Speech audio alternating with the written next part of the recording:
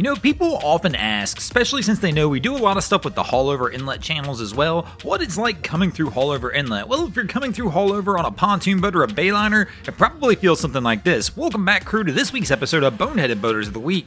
Now, not everybody has the skills to pay the bills when it comes to trying to get out of an inlet, and one of the tricky parts about getting out of an inlet is that every inlet's a little bit different, so even though you've got the skills at one, it doesn't necessarily mean that you'll be great at another. It's kind of like docking a boat. It's one of those things that just gets better and a little bit easier with a little time and a little practice once you start to kind of figure out that finesse of working your way around.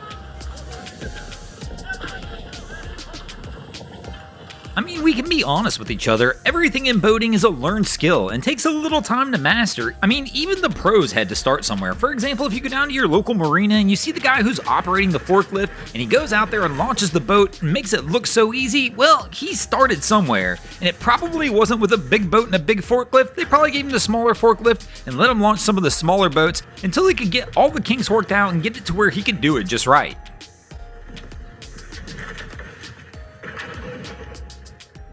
I mean, even the pros later in the game from time to time still learn lessons as they progress through their boating career. Here I can't quite tell if this is a Coast Guard boat or a pilot boat, but they're definitely not in the right spot. The tanker tries to let them know, but of course it all happens just a little too late. But once again, that pro just learned a lesson on this day.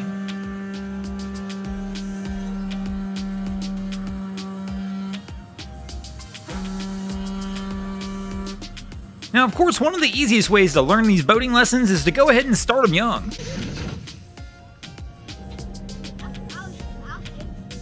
You gonna fix it? I mean, if you start them on loading the boat on the trailer when they're young, eventually they're going to get it figured out and get that technique perfected just right.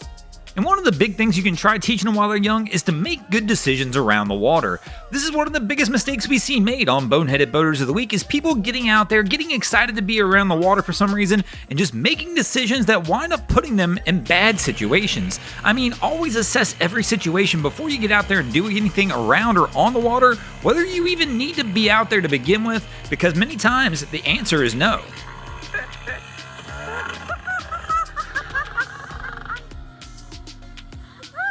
Another good lesson to teach those young boaters as they're getting started is to learn to go ahead and anticipate things that you can't see. Unlike in a car, most of the time you're going to see everything coming at you. Well, in boating, there are plenty of opportunities for things for us to hit and things for us to get in trouble with that are below the waterline and we can't even tell that's there. And don't get me wrong, as boaters, many of us struggle just with the things we can even see, let alone the things we can't. And then of course in boating, there are the things you will run into that aren't supposed to be there. Kind of like random floating debris, or of course that pesky one that we all hate, which is going to be those partially submerged logs, or other items such as partially submerged vessels that of course you can't see even though they may be just on the waterline. And most of those are going to be unwelcome surprises. Now don't get me wrong, on occasion I guess sometimes you can get a welcome surprise, like when you find a container full of iPhones on the water.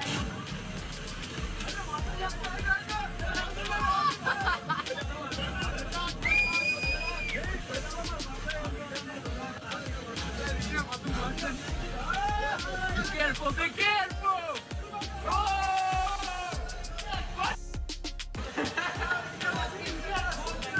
Another one to teach them young and get them started with early that gets completely overlooked is actually getting out there and practicing your safety procedures. That's right. Go out and actually try throwing a throwable cushion at somebody out on the water, or throwing a life ring, and actually getting the practice you need to see if you can actually pull that move off in an emergency situation. Almost nobody does it. Thanks for watching, guys. I hope you enjoyed this week's episode of Boneheaded Boaters of the Week.